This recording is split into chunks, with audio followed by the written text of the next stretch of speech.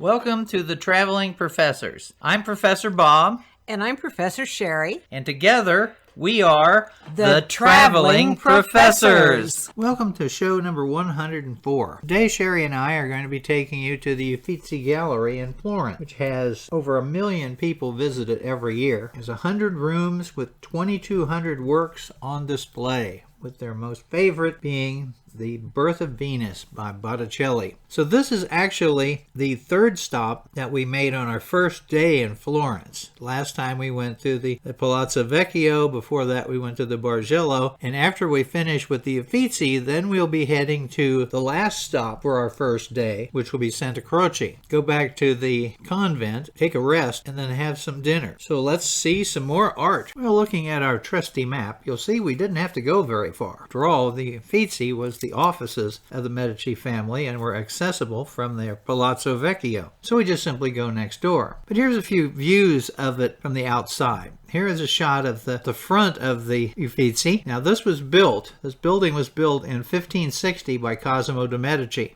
and it was originally the offices of the Florentine magistrates. It then displayed Medici art, and it was open to visitors since 1581. It's considered one of the oldest art museums in the world. It was officially opened to the public in 1765. Of course, we had the tragedy of the flooding in Florence that took place in 1966. And then there's another tragedy, which is a car bombing in 1993. It didn't damage any of the great works, just some minor ones. And today, there are more than, used to be that would say there were about 1 million people would visit this every year, but recently it's been reaching the 2 million mark, and that is really asking a lot of this building. Now here's a view looking across the river from the Ponte Vecchio towards the Uffizi area, and you can see something interesting here. You see this on the left-hand side, you see this roof, and then you see across the way, then we have this roof carries over, and underneath it is the secret passageway that goes from the Palazzo Vecchio through the Uffizi Gallery, and this allows the Medici to go safely to their palace on the other side of the river. I would also mention that the guards at the Uffizi, in many cases, are descendants of other guards. And the early years of art museums were such that the guards took that job very seriously. And in the case of the Uffizi, it was not unknown for the guards to hire hitmen to hunt down people who attempted to steal art or had stolen art from their museum. So you really want to be careful in this museum.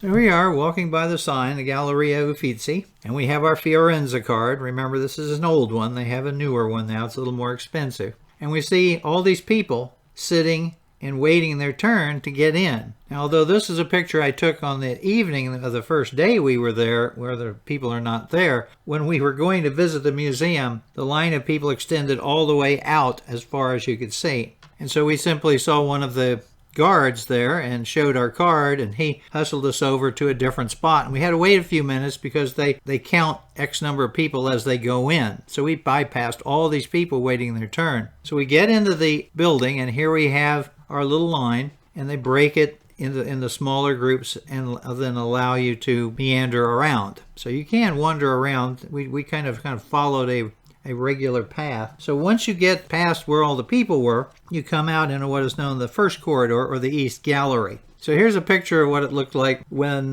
there's no one there and they're taking pictures for the books. And then here it was when we were there. Now it doesn't seem very crowded, but that's because they're making sure that there are so many people in and so many people out. Then here's another section of the corridor. You can see the ceiling here. And then we enter into a door and we begin the oldest section of the gallery. Now we're going to kind of jump around. I'm only going to show you pictures from certain sections, but we liked a lot of the early art, particularly this church art that you're going to see. Here's the entrance into the first room, which has all the old church art. And there is this gigantic crucifix on the wall. And it's unique because you see it has little stories on either side of the body of Christ. And they are stories about the passion and the resurrection.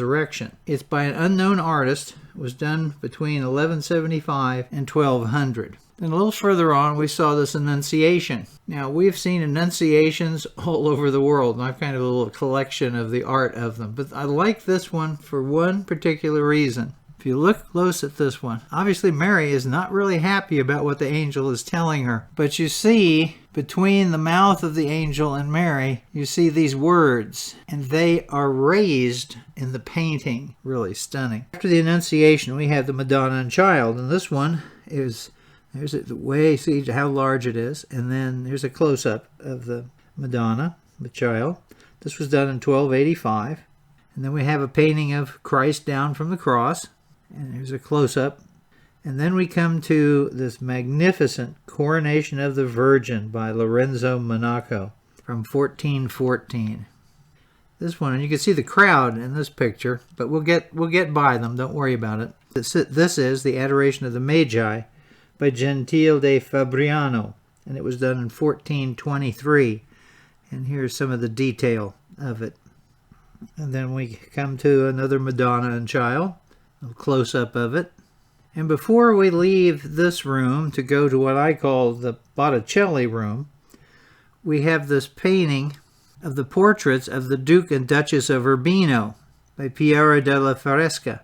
And on the back side of it, this is a two-sided thing, so on the back side of it, it shows the carriages heading to the wedding. This is known as the Theological and Cardinal Virtues. It was done by Piero de Palolo in 1470. Now, Piero did 6 of the panels. He did not do the middle one. The middle one was done by Botticelli, and it represents fortitude, and it's in the center.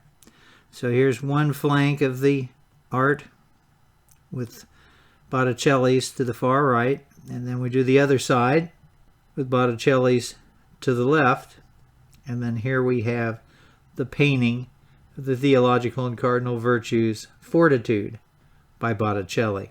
Now we come to the room I just refer to as the Botticelli room. Obviously it had numbers on it for what it was in the sequence, but this is full of Botticelli paintings, in particular some of his most famous. Now you can get an idea of the number of people in the room, but you can also see that the paintings are protected with glass in front of them.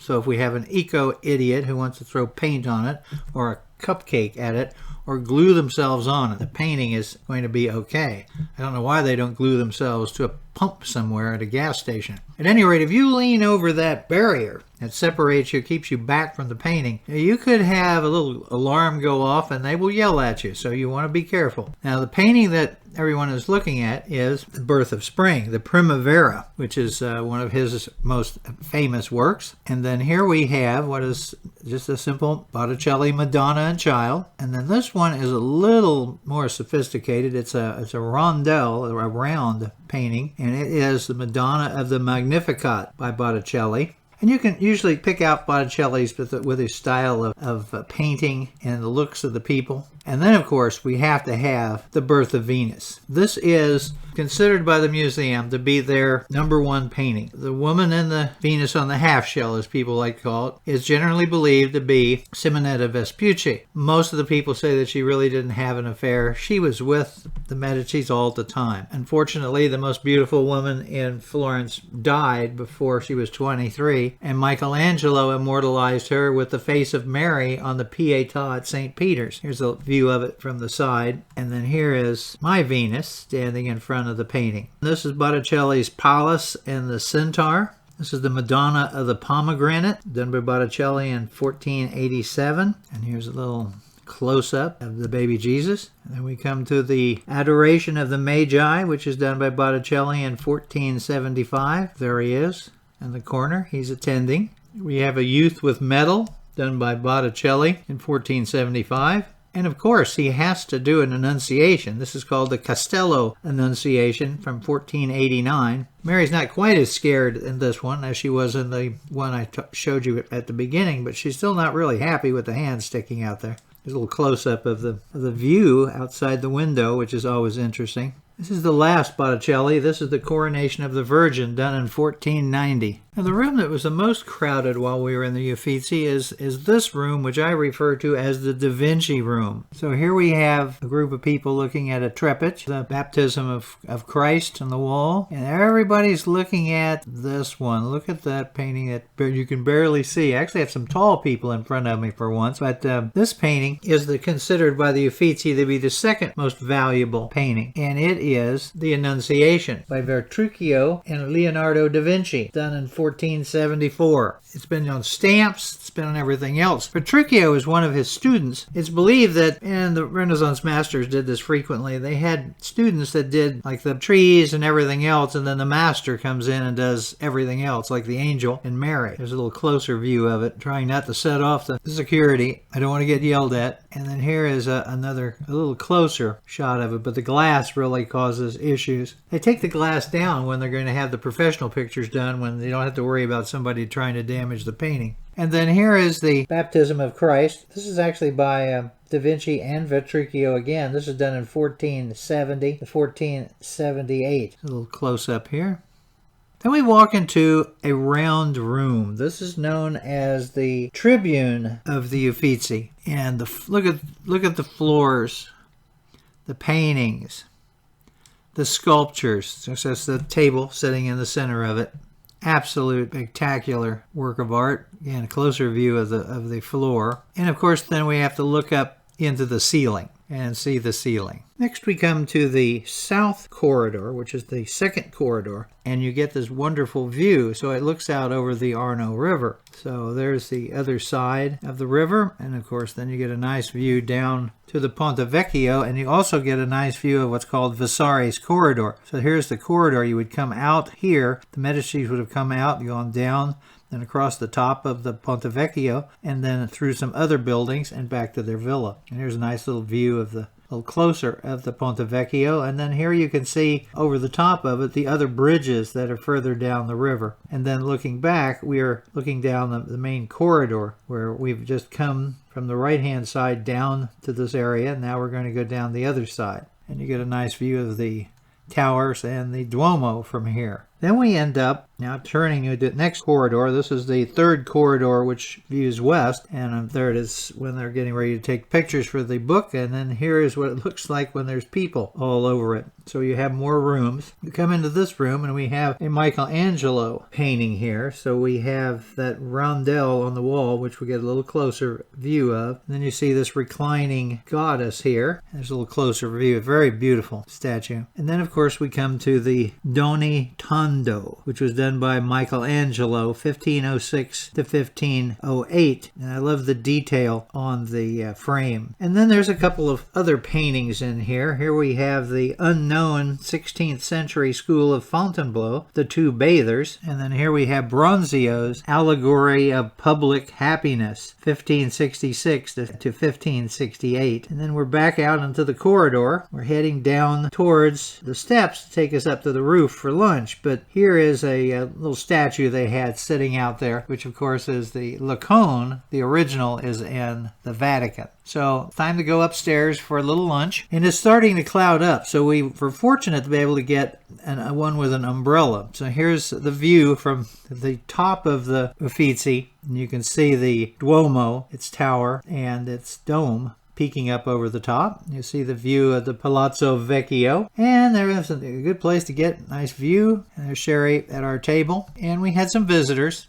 Had some of the animal friends come by. So they, of course, received the appropriate amount of crumbs. And then a thunderstorm hit us. The rain came pouring down. So we stayed here until the rain stopped because we have one more place to go. Now, on the way out, we went through a corridor where they had some of the other paintings. And so we have the Bronzio Eleanor de Toledo and Giovanni. And then we have Bronzio's Catherine de' Medici from 1551. Little Raphael, Pope Julius II from 1511. And then another Raphael, Pope Leo X, with Cardinals Giuliano de' Medici and Luigi de' Rossi. And that is from 1518. 18. And then we, of course, have a wonderful Titian. This is The Lady and the Dog, otherwise known as the Venus of Urbino, which I was surprised that I was not aware that that was at the Uffizi. It does make their top 10 famous pictures, but it didn't make the top 3. Now it's time after lunch to make one more stop, so we'll head off to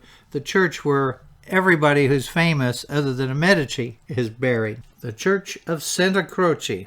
Sheri and I hope you enjoyed the tour. Please come by our YouTube channel at Bob Packett, and please subscribe and leave some comments. Thank you very much. I've been doing podcasting on history for over 15 years. I've got over 4,000 shows, and I've done CDs, which of course can be sent out as USBs. So if you would really like to get more on history for free, then come by my website, as you see here, historyacordingtobob.com, and see what's there. So thank you very much again.